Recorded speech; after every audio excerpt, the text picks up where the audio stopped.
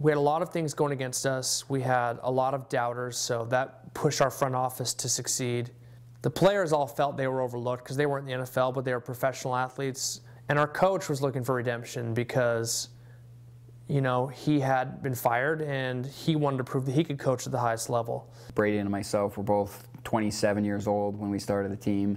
We had no experience running a professional sports team, certainly not running an arena football team. We were far and away the youngest owners in the league. And so we had motivated owners, motivated staff, the players and coach. It was a perfect storm. We felt like from the very beginning we were the new kids on the block, and we felt like we had something to prove. We weren't about to let this opportunity fall on its face. And that year it just all came together, and we won. In the spring of 2005, my brother and I were down in my basement, and we were just in the mood to watch some football. So we were watching some ESPN Classic, Florida State versus Florida, and just really made me want to go watch football. We remembered that when we lived in Utah, when I was going to school there, that there was an indoor football team called the Utah Warriors, and looked them up on the internet and found out there was a team in Tri-Cities, Billings, and Everett, Washington. Looked on the map and said, you know, we're right in the middle of all those three. I wonder if anyone had thought about putting a team here, and if they hadn't, let's look at it. So I was put in touch with the commissioner. We talked and kind of started from there. Several TV interviews later, another newspaper article, more radio interviews, and the buzz is really starting to build, and I've made the decision I'm doing this. Well, I first heard about the Shock and the possibility of arena football several months, probably 7-8 months before the actual season started. The prospective owner, Brady Nelson, was in talks with the AF2, and there seemed to be interest on both sides. We were getting ready to go to our first board meeting in Louisiana. It was actually the same weekend that Hurricane Katrina hit. And while it gets hot here in Spokane, it was 95 and humid, and we were just exhausted. And we learned we were presenting in a couple hours. Kind of thought it was a foregone conclusion we were in. So we had no presentation prepared, but we thought, all right, let's get out of here somehow, take a cab back to our hotel. So we went back there and you know, kind of hurriedly put a slideshow together, and didn't really rehearse. We didn't have time. We just said, we'll make this, we'll wing it, I'll talk, I'll introduce everybody, and we'll kind of show them with our enthusiasm that we're ready to have a team and it's going to be successful here. A lot of guys in the past in AF2 and arena football have had plenty of money, but just had not put their time and their sweat and their heart and soul into making it work. And we promised to do both, and in the end, that's what set us apart. Is, well, I was 27 and the oldest member of our ownership group was 29 at that time, youngest ever in our league in arena football history. They liked that, and they believed in us, and they probably thought it was going to be a bunch of easy wins playing us, but they voted us in. We knew we needed a coach who we could put confidence in, and we were fortunate Chris was available despite having a pretty impressive resume. He flew out here to Spokane. We spent the weekend with him, and we knew very early on that this was a person who knew football, who knew relationships, and who had a lot of passion and a lot of desire and had something to prove after being let go the previous season. Yeah, we were thrilled to be able to find Chris Siegfried in the first place. You know, 2006, the way that it was so amazing. A lot of us played arena football before, and other teams, 1,000 people here, 2,500 people there, maybe 4,000 people here at most. And then you come here, and the first game, you know, you got 11,000 people.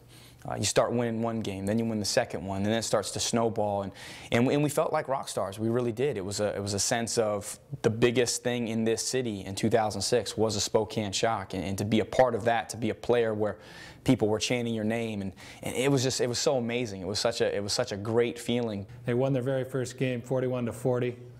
They blocked a point-after kick to keep that 1-point lead, and then they made a defensive stand right at the end to hold on. And that was kind of how their first few games went. We were 4-0, but we really didn't think we were that good. We knew we eked out 3 of those wins by miracles, and we had one solid, win by more than 6 points. And we played Bakersfield Blitz, and they had the best pass rush in all of AF2, and they throttled us at home. I think we lost by 30. And we knew we had to make some changes at that point. So we got a new offensive lineman, Ed Teamu, who played for the University of Utah and was drafted by the Vikings, and he was just coming off an injury. But we called a family friend of his and found out his number and convinced him to come up here. And that immediately bolstered our line, and we started looking for a new quarterback.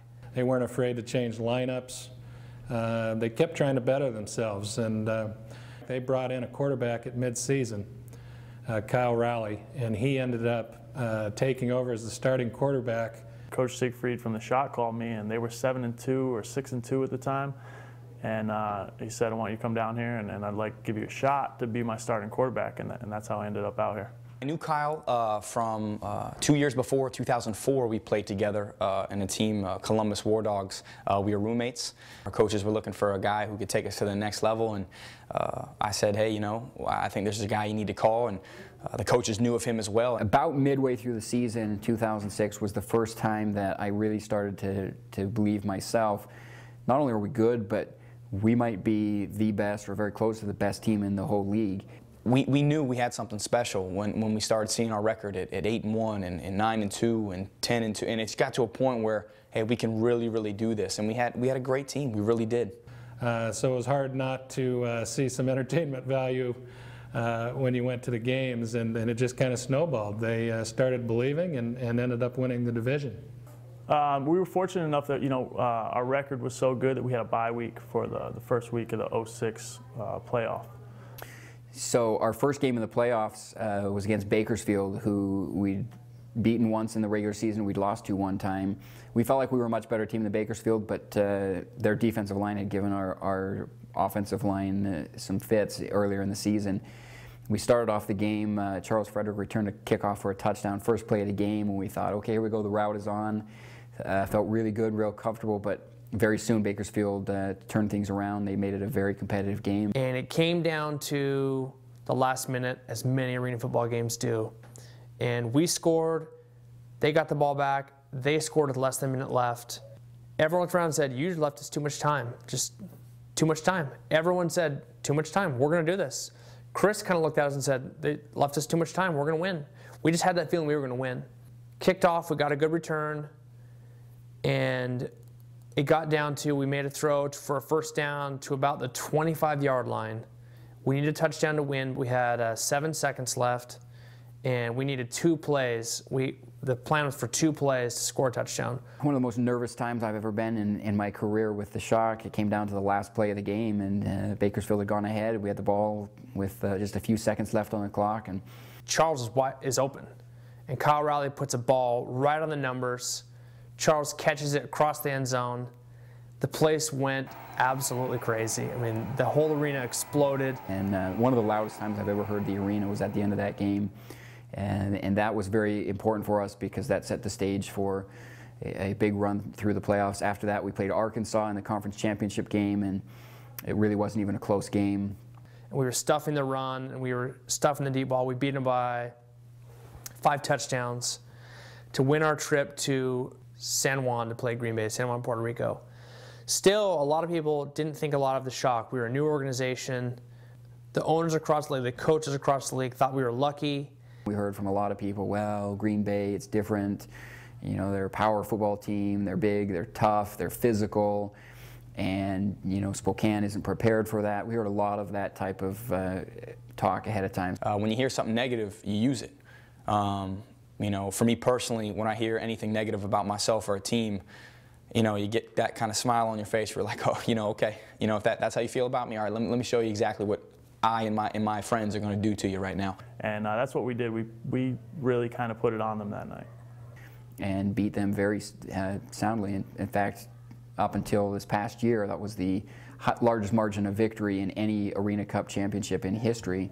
So not only did we win our first year, and we were also the first expansion team to ever win the championship, but we won by the largest margin of victory. And it was such a magical moment. It was unbelievable. It really, truly was.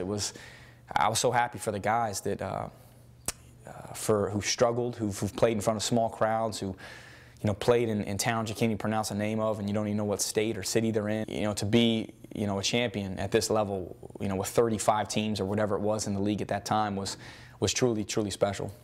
What an unbelievable experience that was to be in Puerto Rico in our very first year, less than a year after starting the team up from scratch. It was a pretty surreal feeling being down on the field after the game and feeling the confetti and lifting up that championship trophy. It was just an unbelievable end to an incredible season.